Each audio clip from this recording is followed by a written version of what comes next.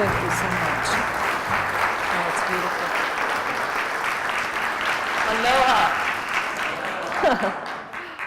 I am so happy to be here to help wrap up this climate change series. And what a series. Well, tonight I'm going to be focusing on the exuberant world of green buildings, and perhaps the surprising role that green buildings can play in combating climate change if we all participate. What do I mean by a green building? Well, this is a sweet building. It's got a, clearly, you're getting worried now, but it's clearly got a vegetative roof. It's a sweet building. It's actually in Findhorn, Scotland, but that isn't exactly what I had in mind. It's maybe like this elementary school in Washington, or the School of Public Nursing uses 80% less energy than the building next to it built in the 70s. Or maybe it's the convent for sisters in Michigan, the largest residential renovation project in the country. Or maybe it's this 1 million square foot prefab plant, Texas Instruments. Name a kind of building anywhere in the country and you can find a green example today. This is the world of green buildings. And what is similar across all of them is an attention to detail, to environmental performance in 5 major areas. In energy, certainly, energy efficiency and renewable energy. In how a site is developed.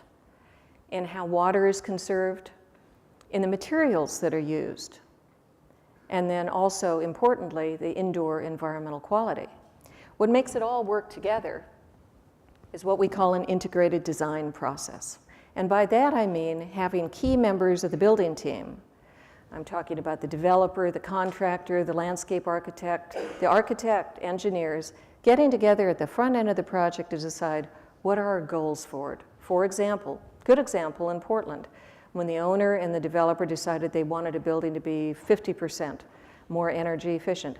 That impacted decisions all through the rest of the design performance, how they oriented the building on the site, what kind of materials they used. This is the key to today's high-performance, affordable, cost-effective buildings. And if we don't do it that way, as Amory Lovins with the Rocky Mountain Institute says, you can optimize each of the systems, but then you pessimize the overall system. How do you know if a building is green? Well, the standard definition for green in this country that Everett referred to is the LEED, the Leadership in Energy and Environmental Design program created by the U.S. Green Building Council. And it's not only a set of design guidelines, it's also a third-party certification system, which is important, increasingly important in today's market of greenwash. And it's also a program for accrediting people. An LAP after your name, and I know we have at least one of them here tonight, means that they have taken training and testing to be certified as a green building specialist. There are 4 different levels of achievement in LEED. That's the reason for the various medals there: certified, silver, gold, and platinum. Well, interestingly, some of the concepts that we see today are borrowing from the past. When we used to work more with nature, before the abundant, cheap fossil fuel age, we used to actually think about ventilation and solar aspect and so forth. Now this building, though, is the landmark Flatiron Building in New York City. And it was an unusual design at its time. It's thought to be the oldest skyscraper remaining in Manhattan. A clever design. People used to place bets, I understand, on how far the debris would fall when the wind blew it over. But it was clever in that it did work with nature. Everyone in that building, because of the narrow footprint, had natural daylighting.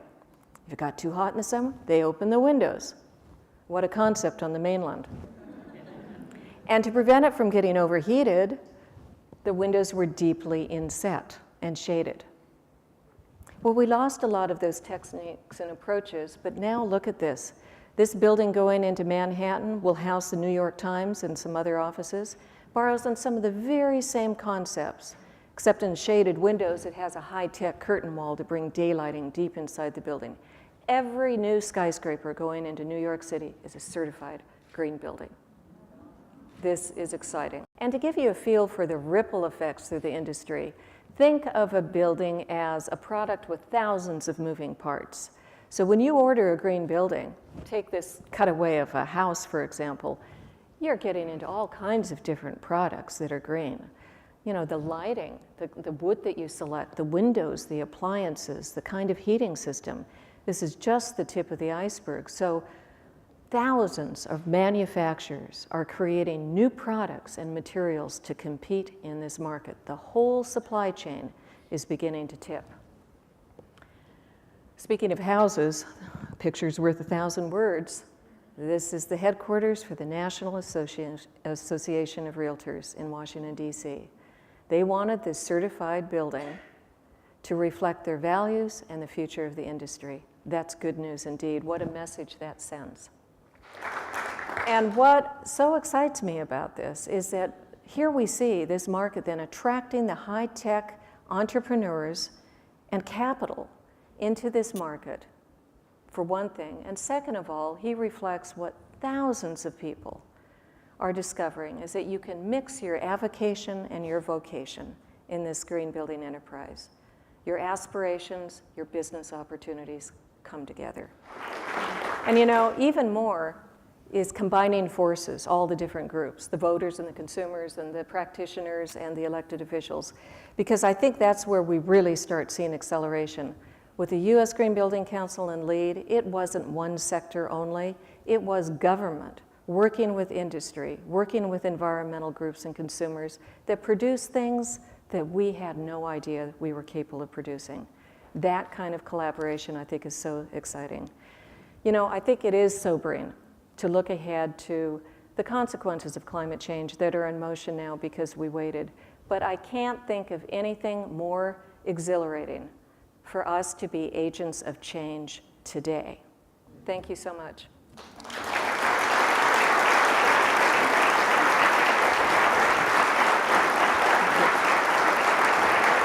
Thank you. Thank you so much. I appreciate it. Thank you. Appreciate it.